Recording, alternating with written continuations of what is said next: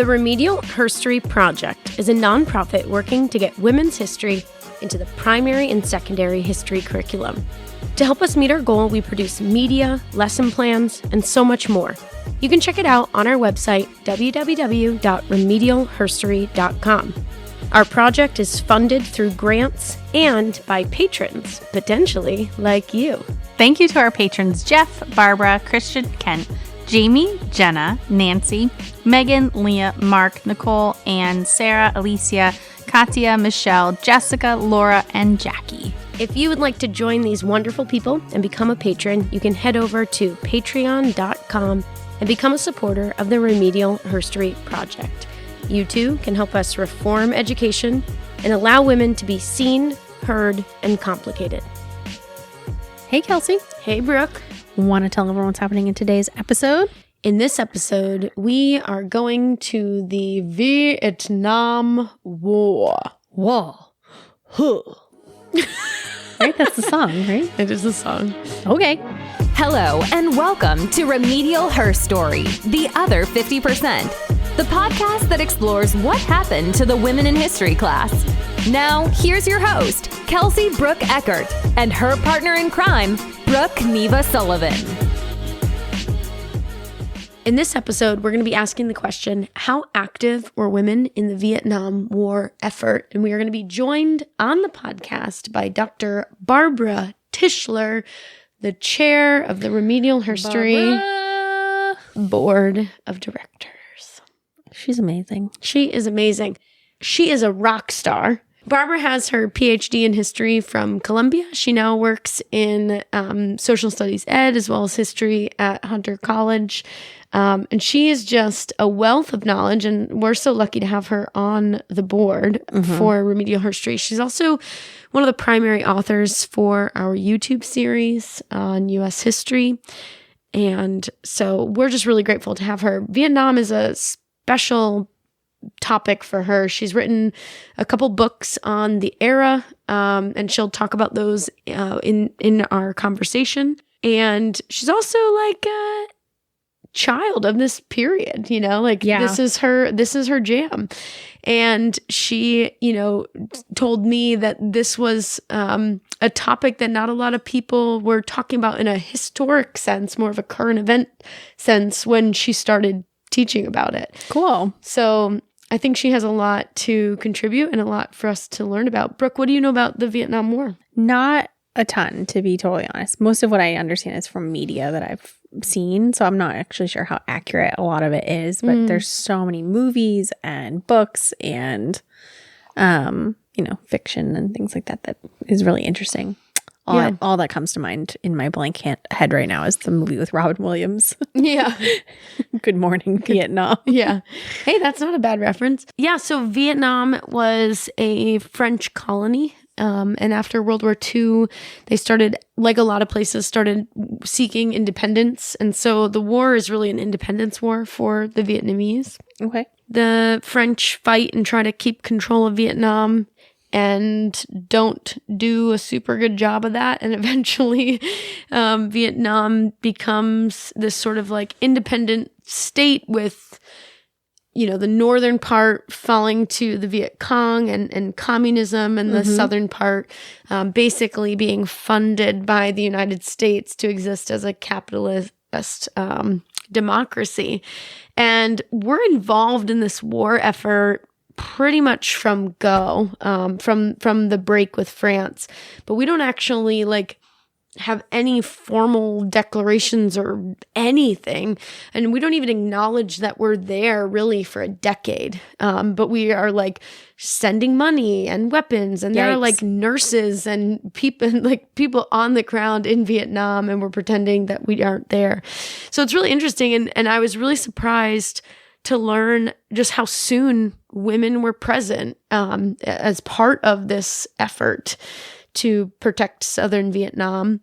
But I think it's important to frame it as an independence struggle. Okay. And despite the fact that it's a communist independence struggle, it's independence nonetheless. And you could argue, and Ken Burns in his wonderful series on Vietnam, I think does a good job showing that communism was not the goal. The goal was independence. Right. And I think if we frame it that way, it changes the story a little bit.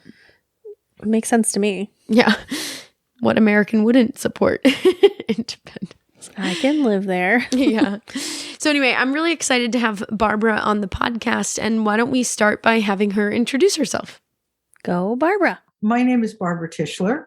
I'm a historian and former musician. I played the oboe for many years, but that only entered into my scholarship early on in my career. But I've studied a number of different topics and periods in American history. My PhD is from Columbia University, and I wrote about American music in the concert hall. But then I was able to have the opportunity to teach some of the earliest courses on the 1960s. And I did that at Barnard College in the 1980s, when the 1960s was still part of people's lives. And folks would say things to me like, that's not history, that's what we grew up with. My second book is a collection of essays called Sights on the 60s. And my third book is much more recent. It's a biography of Muhammad Ali, and written by someone who doesn't really like boxing very much or understand boxing. I think you need to know the subtitle. The subtitle of the book is A Man of Many Voices. And I talked about Ali's different ways of speaking as a fighter, as a civil rights icon, as a Muslim, as a man, as a human being. And the book was published about a year before he died. And of course, in his last few years, he was unable to speak at all. So that was the kind of ironic tragedy of the epilogue to my book. I've been interested in women's history for quite a while, written about women in the Vietnam era, which is our subject for today, written about women in the anti-war movement, both civilian and military. And I'm just generally interested in women's history as part of the larger narrative of history. Well, me too. So how did you transition from music to Vietnam specifically and getting into war? Because that's a big transition. Those are different topics. Was it the era that drew you there? I think it was the era. I think it was teaching about the 60s in general. Going from the first college course I ever taught was called Jazz, Rock, Folk, and Pop. I really wanted to call it the social history of American popular music. And that kind of got me interested in the context for music. So certainly from the 60s, there's a lot of political and social context. But I got interested specifically in Vietnam through teaching. And if you're going to teach about the 60s, you have to teach about the war. And if you're going to teach about the war, you have to learn everything you can. And I fell into, with the help of an acquaintance at Temple University, I fell into a microfilm collection in the Contemporary Culture collection of GI anti-war newspapers. And while I am not a military person and I am not a veteran, I can say that I'm a veteran of having read no fewer than 85 GI anti-war papers on microfilm. And if you can survive that without too many headaches, it's pretty good. I learned a great deal. And those were the voices represented in those papers of the soldiers themselves, some of whom happen to be women, although women are not as represented in the GI press as I had hoped when I was starting to do my research. But it was a little bit accidental, a little bit a result of learning about alternative newspapers and then pursuing that aspect of the study. So here I am. Here you are in all your glory. Thank you. Well, I'm so excited to learn from you. So if you would tell me, where would you start talking about women in the Vietnam War? Where does that begin for you? I think the first thing I would ask people to think about is the time period, the context. And I used to say in my teaching that in teaching about Vietnam, anything that happened between 1954 and 1973 is fair game. And so you have to stop and think about what happened on those two dates. How is these two decades framed? 1954, of course, the time when the French said, well, we're not going to do this anymore. And the United States, for various reasons, having more to do with the Soviet Union and NATO than with Southeast Asia, the United States took over the fight. And then in 1973, when Americans finally left Vietnam. And I have in mind the question that you're always asking, Kelsey, where were the women? And the answer is everywhere. So I would like to begin today talking about women that most people don't know anything about, and that is the Vietnamese women. When we think of Vietnam, when we think of visual images, one of the first that comes to mind for me is the image of the little 9-year-old girl running away from napalm, which the Vietnamese called liquid fire. And this was a very important photograph taken by a man named Nick Ut for the Associated Press. And it was published in 1972. And that little girl was named Kim T. Kim Phuc. I hope I'm pronouncing her name correctly. She survived 17 surgeries because she was afflicted by the liquid fire. They got her on the back when she ran away, as we can see. She was educated in Vietnam and in Cuba and finally found her way to Canada and now serves as a UNESCO Goodwill Ambassador. What I found remarkable about her story is that she says she has forgiven those who've harmed her, which I thought was quite remarkable. So the Vietnamese people sometimes get lost when Americans start to talk about the war, and we shouldn't do that. So in addition to this little girl, we now know a lot more than we knew years ago about women who served in the National Liberation Front of South Vietnam, the Viet Cong. Some were soldiers and some were factory workers. What's really interesting is the Vietnamese women are often pictured with weapons, and you do not see American women in Vietnam with weapons. And in fact, one complaint of some of the women, both nurses and other military women, was that they had no weapons training, and they felt that they were defenseless. They wanted more weapons training. But back to the Vietnamese women, they drove trucks, they laid booby traps, they found various ways to harass American troops. They also served as spies.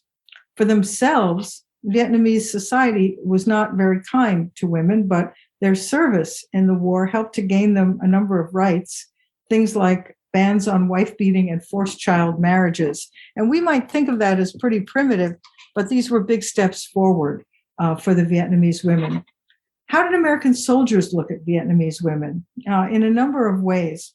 There were the soldiers, of course, the women soldiers whom they never saw, the women factory workers who produced the weapons, whom also were invisible to the soldiers. There was a character with the derogatory name Mama San, typically an older woman, who might be hiding a gun in her bag if she appeared to be selling rice or bread or appeared to be begging. She might shoot you as easily as take some of your money for whatever she was selling. This image underlined the Americans' perception that they really couldn't tell who were their friends and who were their foes in Vietnam. Many American soldiers provided medical aid and real genuine help to Vietnamese women and their children. Most of the men were gone fighting in the military, but they could never trust the people that they had helped. And of course, the soldiers on one day might be providing medical aid, vaccinations, and other care, and weeks later might be torching these small villages. So this story is just filled with contradictions. The other images of young women, Vietnamese women who were so poor that they were forced to turn to prostitution. And of course, that is another whole story, along with a generation, a small group of young babies born of those unions. It was illegal to fraternize with the enemy, but we're talking about young men and women in a war zone. So that was another story to be told. And I think we can learn more about those Vietnamese women. We're learning more as the sources are becoming available and as Vietnam is becoming a little bit more open and more available to American scholars. So I think that's the part of women's history that we know the least about. So I'd love now to talk a little bit about people we know much more intimately, and that's the American woman of the 1950s and 60s. Let's think maybe early 60s, which is when most of these young women volunteered to serve in Vietnam. How do we look at American women during this period? They were told to be helpful, but not assertive, except in matters relating to their homes and families. This goes back to the woman's sphere. There are things that women are supposed to do and things that men are supposed to do, and almost never the twain shall meet. They were regarded as maternal, generally not possessing the skills to work outside their homes, except in jobs that we today would call feminized. Lower grade teaching, nursing, secretarial work, being a manicurist, being a licensed practical nurse, something like that. Those were all considered extensions of a woman's natural instinct to be a helpful caregiver. And there were, of course, we know there were women doctors and lawyers and people in businesses, but they were by far not the majority. And by far they played the men's game as the men played it.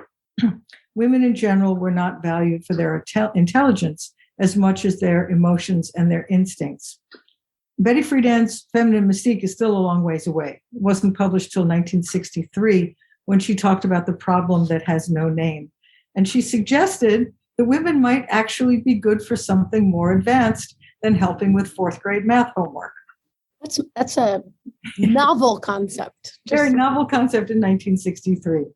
We do see women in the early civil rights movement, but Sarah Evans has helped us to understand that they often felt frustrated at being pushed into back of the not back of the bus, but back of the room roles, making coffee, running the Mimeo machine, being referred to as girls and not being thought of as quite as valuable as their male counterparts. And thinking about it, I think nurses, and this time, embodied the ideal 1950s, early 60s American woman. They were helpful. They helped doctors. They cared for patients. Except in emergency situations or in an intensive care situation, they were rarely called upon to make real decisions. They followed orders. For some women, volunteering for Vietnam was both a patriotic duty and an adventure, an opportunity to do more, to be more, to have more autonomy as a nurse. One scholar named Rennie Christopher talked about the 50s image of women among the soldiers. And he said, women often felt that they were the supporters and not participants in their own right. Women in the military often felt that what they were doing was not as important as what the men were doing, and that in addition to their own jobs, they also had the responsibility of acting as mother, sister, girlfriend to the soldiers. Having absorbed gender role stereotypes of the larger American society, these women expected to submerge their own needs and to take care of the men, whose role as combat soldiers was valued much more highly than that of nurses or support personnel. Of course, once they got to Vietnam, many women found out that they, especially in the more remote areas, they needed to be more autonomous. They needed to step up. They needed to make decisions.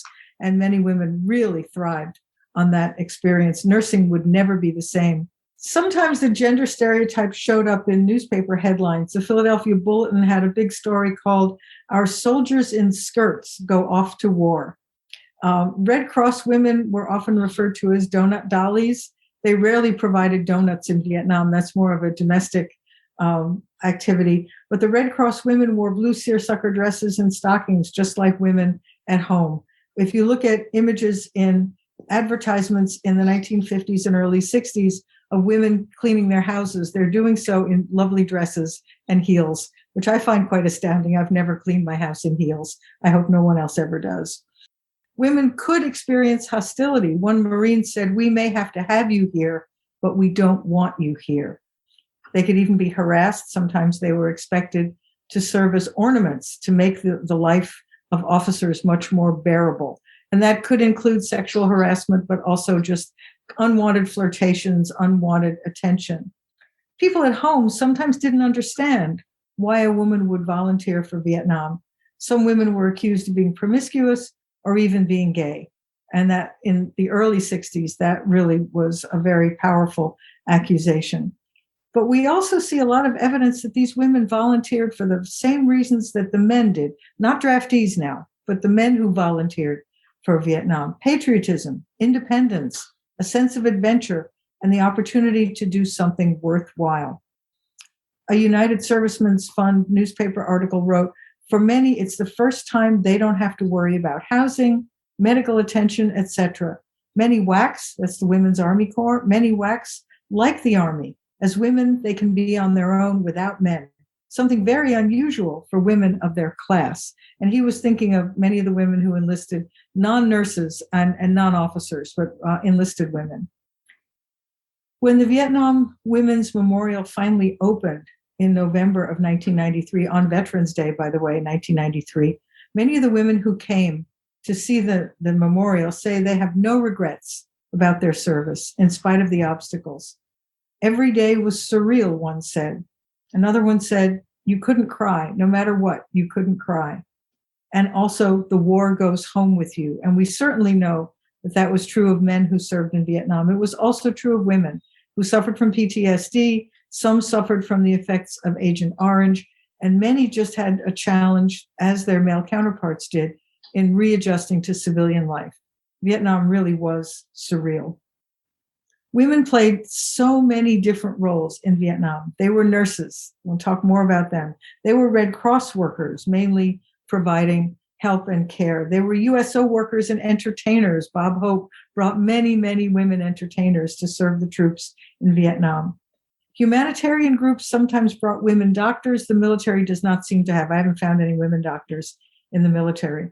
They were air traffic controllers, intelligence officers, clerks, and outside the military, journalists, foreign correspondents. The first nurses came to Vietnam in 1956 to train South Vietnamese nurses. That's very, very early. It's before we were even saying we had troops there. Just advisors. There's no real war. There are no real troops there. In 1964, General Westmoreland requested that non-medical WACs come to Vietnam to train women in ARVN, the Army of the Republic of Vietnam. In total, there were close to 11,000 nurses. They served in Army hospitals. In the Navy, they served on ships. In the Air Force, they helped with evacuations. One in particular, evacuation of babies who were taken out of Vietnam to adoptive homes in this country. 8 nurses were killed in Vietnam. 8 women are on the wall. Only one, Sharon Cape, was killed in combat. The others died of disease or plane or helicopter crashes. We know that 59 civilian women died in Vietnam. Hey, Kelsey, I don't think our listeners know about the new upcoming project that we're working on. Which one? The video series. Oh, the video series. That's awesome. I know. So I thought we could tell them a little bit about what the project is, how it's funded, and what the purpose is. Well, we are producing a video series, 25 episodes on U.S. history, 25 episodes on world history. And the point of these is to provide teachers who don't know women's history with like a 10-minute video that they could play for their class. So say you're teaching a lesson on the American Revolution. Here's 10 minutes about women in that time period. Amazing. And it could be a foundation that you can springboard from and do something really cool on those women. And these videos are, yes, you, but they are fully scripted. You can look at the scripts. They're nicely edited with some really great content. Yep. They're vetted by historians to PhDs, at least in history. So, you know, people smarter than me. But they're going to be free, and they're on YouTube. And they'll be on YouTube. They also have a comedian from Hollywood who is helping to make them funny. So it's, you know, because I'm like kind of boring. No, very funny. But that's awesome. So they're really engaging and they're really cool content. So more to come there. So we have those coming out.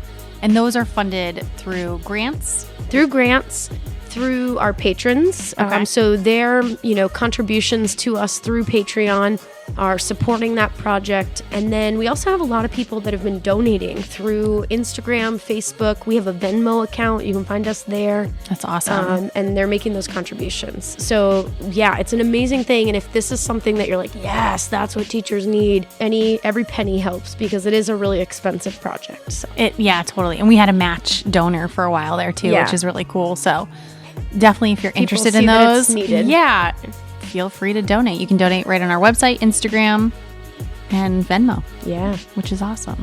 Great work. I'm excited to see the rest of those videos. Oh, Brooke, thanks for your support of the project. Awesome. We talked about the motivation for the nurses in particular. Nurses were all volunteers. All the women were volunteers. One captain wrote to her family from a place called Pleiku. For the past 3 days, I've been running on about 4 hours sleep. I love it. This was an exciting time for her.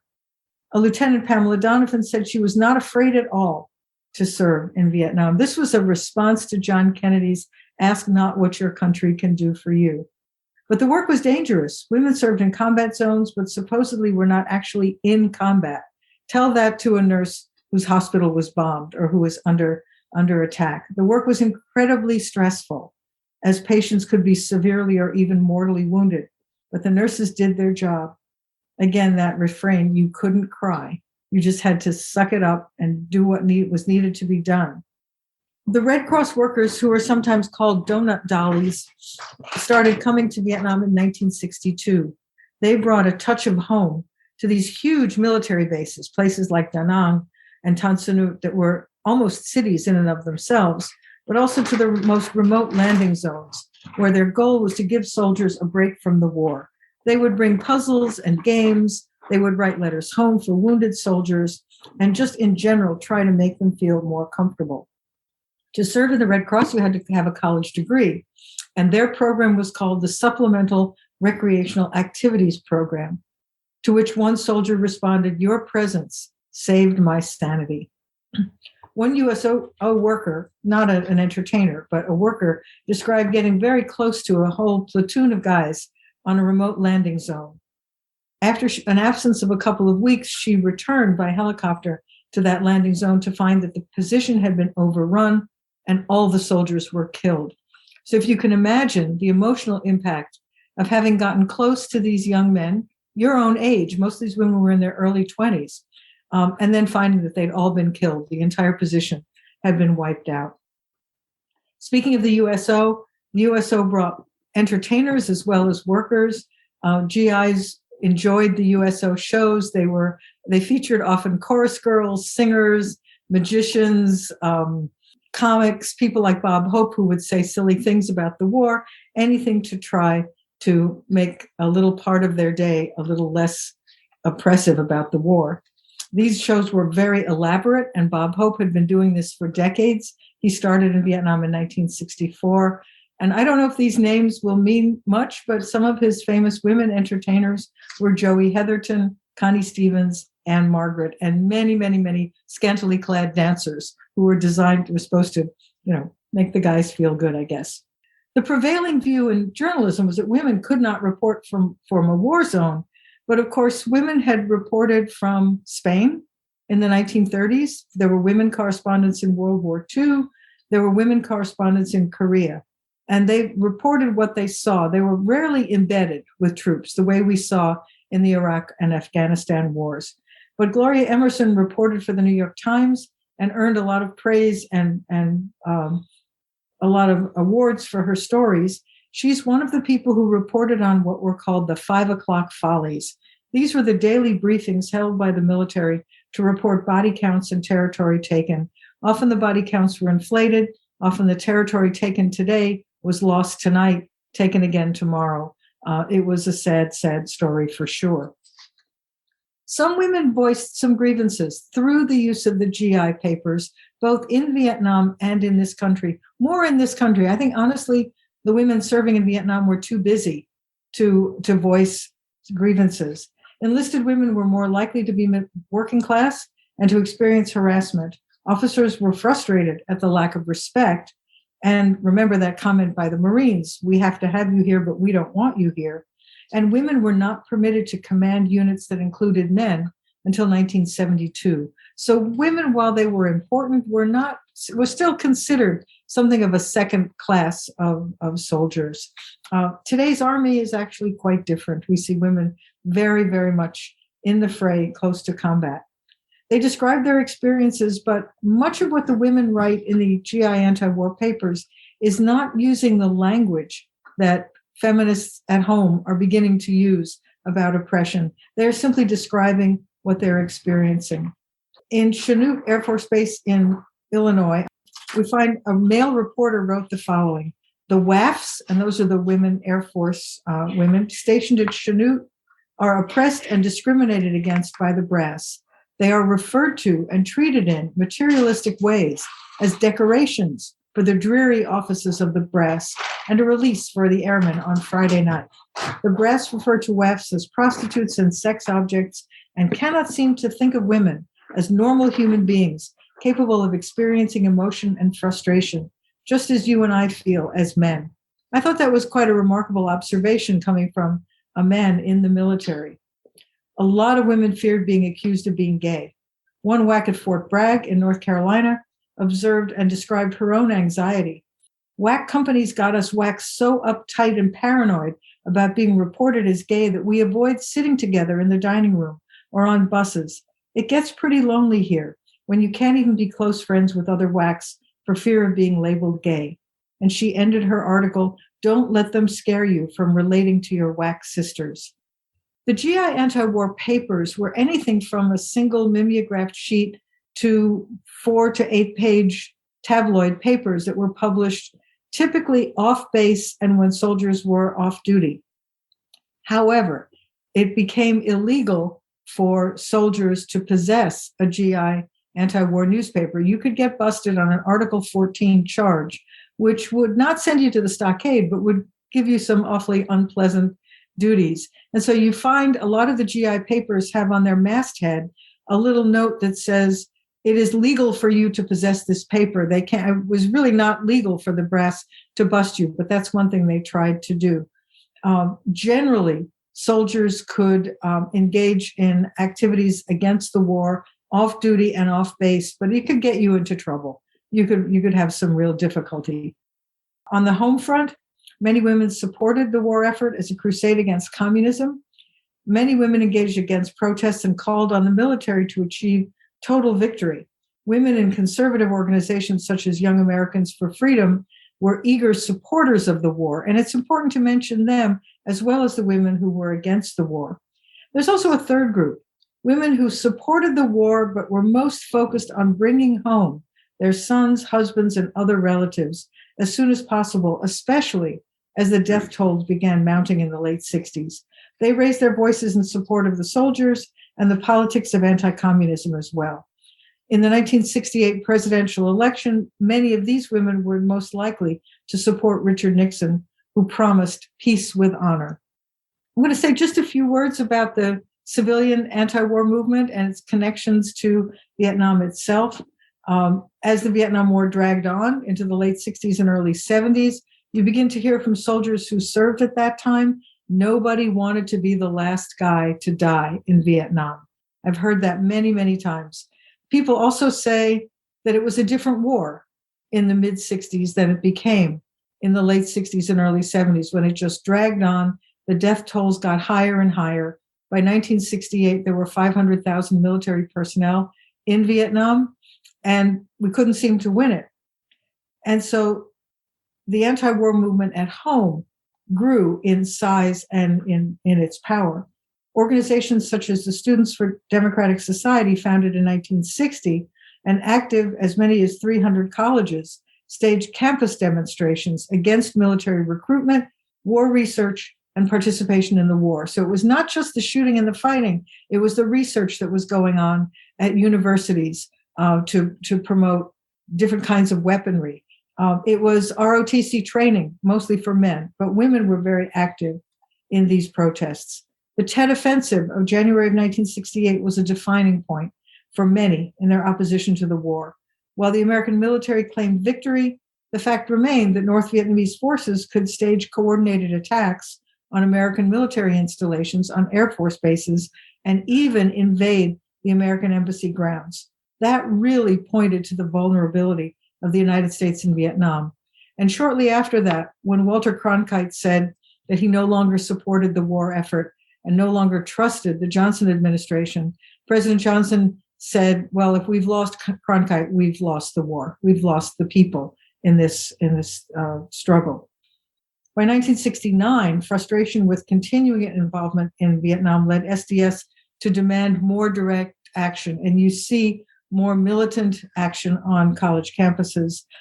People like Bernadine Dorn, who led an SDS faction that published a manifesto called "You Don't Need a Weatherman to Know Which Way the Wind Blows," became more and more powerful and important in the anti-war movement. Although here again, I'm thinking again about Sarah Evans' work. Women in the anti-war movement could often feel that their efforts were subordinate to those of the men. By 1970, Dorn was on the FBI's most wanted list. I guess that's a pretty important distinction, where she remained for several years. She's now a lawyer in Chicago, married to Bill Ayers, who became famous once again in the Obama administration. Participation in SDS and the Weather Underground encouraged some women to join more radical feminist groups, as they frequently felt that their voices were not as heard as much as they had wished in the anti-war movement. There were a number of celebrity women who protested involvement in the Vietnam War in a variety of ways. They might show up at a demonstration, or as with the case with Jane Fonda, they would participate in a troupe of actors and musicians called FTA. I'll get to that in a moment. She was joined by Holly Near, Donald Sutherland, and others who performed in anti-war coffee houses, usually right outside military bases at places like Fort Bragg in North Carolina. And they called their shows FTA, which was sometimes called Fun, Travel, and Adventure, which was the name of one anti-war newspaper, sometimes called Free the Army, or in more popular parlance of the day, F the Army. They provided entertainment for soldiers and coffee houses. In May of 1970, Fonda distributed copies of a GI paper called the Fatigue Press at Fort Hood. She was arrested and barred from the base, but she spoke out against the fact that soldiers were prohibited from possessing anti-war literature. And an interesting footnote here, men and women, especially here in the United States, in the GI anti-war movement, were absolutely against the war. But usually if they list the 10 things that are their demands, top of the list, near the top of the list, is their right to free speech as American citizens and their right to possess GI anti-war papers. Had they been civilians, those rights would never have been called into question. But the military felt that once you join the military, and the courts tended to back them up here, once you join the military set the terms and conditions of your employment, shall we say. Fonda came to political consciousness late in her 30s. She was not a college kid. And she told Life magazine, "I never felt politics touched my life, but as a revolutionary woman, I'm ready to support all struggles that are radical." In 1972, Fonda traveled to North Vietnam and posed with soldiers, both men and women, on an anti-aircraft gun that was used against Americans in bombing raids. She spent 2 weeks in the North, spoke with the Voice of Vietnam radio, implored the United States to stop the bombing, implored prisoners of war to tell their families to support George McGovern and to support the peace movement. She also spoke about the anti-war movement and how important it was for the United States to get out of Vietnam. When she returned, Watergate was beginning to break. And interestingly, the Fonda headlines kind of get subsumed under the Watergate scandal. But Fonda was hailed as a hero by a few and more broadly condemned as a traitor by others. In 1988, she issued an apology during an interview with Barbara Walters. But years later, and I think even till today, you can go to internet websites and find a lot of hate messages decrying the actions of the person they called Hanoi Jane. So she was not well regarded and not respected. It's fascinating the way that communism plays into this. And previously on the podcast, we had an episode with Jackie Nelson talking about women fighting in Soviet Russia during World War II, and how, actually it's a woman who holds, the highest sniper kill and, the night witches and things like that. And so it's interesting, the contrast in the way that American women are treated during wartime, and also the perception on the home front that to be opposed to communism, and they're not to bring in that whole issue of democracy versus communism, but at least in the way that women are treated during the war. You mentioned so many things about both the empowerment and diminishing of the roles that women played there. And I think it's just a fascinating, I'm kind of wrapping my mind around that as I'm listening. What I find fascinating about that, not at this moment, not so much the communist or anti-communist issue, but the fact that this service was very, very difficult. Even had there been no harassment, sexual or otherwise, serving in a place so foreign, so far away from home, in a war that became so untenable, so difficult to support, was really difficult for both men and women. And now, years later, we have women saying, "I have no regrets. I'd do it again." That there was something about that some kernel of whether it was patriotism or service, or for the nurses just providing health care, that kept them going under horrific, I mean, it's a miracle that more women weren't killed, especially military women, but it kept them going and it kept them serving. Women were sometimes, not as often as men, but sometimes attacked on their way home in American airports and spat upon and had insults yelled at them because they were soldiers. They answered the call of duty. And you can understand the anger on the anti-war side, but from these soldiers, they were kind of caught in the middle, I think, trying to do their job. It was particularly for draftees. This is now the men. That's a whole other subject about how difficult it would be to oppose the draft and not go. Then what do you do? So, but the women were all volunteers, and even they faced some of that hostility when they returned. Seriously. Barbara, thank you so much for all of this information. First of all, I made sort of mental notes the whole time. Like, these are amazing primary source quotes that you have pulled. And I am so excited for teachers to be able to put them into their classes and share sort of these visions that those people trapped in their time had, and words that they had and used with their classes. Where could someone go if they wanted to find more information, or are there texts or sources that you would recommend teachers seek out in order to get this in with more ease? This is not easy. There was a wave of writing in the 90s and early 2000s, books about the women's movement more generally, or women. I would recommend my own edited book called Sights on the 60s, Rutgers University Press, 1992. So I don't know how easy it is to get, but there are a number of articles in there about women in the movement, about the anti-war movement. I know that a number of scholars who are doing this work were writing for different collections. At the time, there is a collection by Avital Bloch of essays on women in war. Some of the quotes that you mentioned come from an article that I wrote in a journal that was really itself an alternative journal. A young woman named Kali Tal decided that she was going to publish a journal all by herself, and it was amazing. It was called Vietnam Generation. I don't know where that's archived, but if someone were to look for it, you could probably find it. It published for several years and suffered the fate of little publishing houses everywhere. There was just not enough resource. There were not enough resources to keep it going. JSTOR for teachers who have access to that, for scholarly work, write to me. I'll be glad to share, where some of these sources are. I'd be glad to help people. But it's hard to find. It sounds like you did a lot of digging and dense reading. For a while, it was easy to find, but these books went into and out of print over a period of about 20 years. And now far more people, I think, are researching conservatism these days than are researching movements like the anti-war movement or even the Great Society. It's sort of a little bit out of fashion. These things have their moments, their historical moments. But for women, of course, it's very important.